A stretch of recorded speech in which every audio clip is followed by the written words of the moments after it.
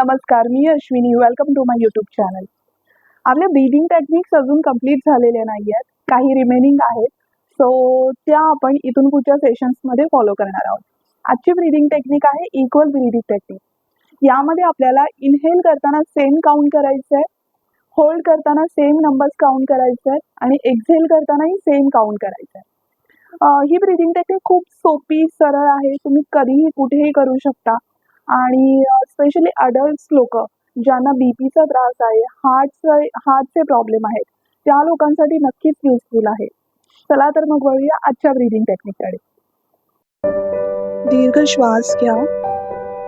Inhale 1 2, hold 1 2 आणि Excel 1 2.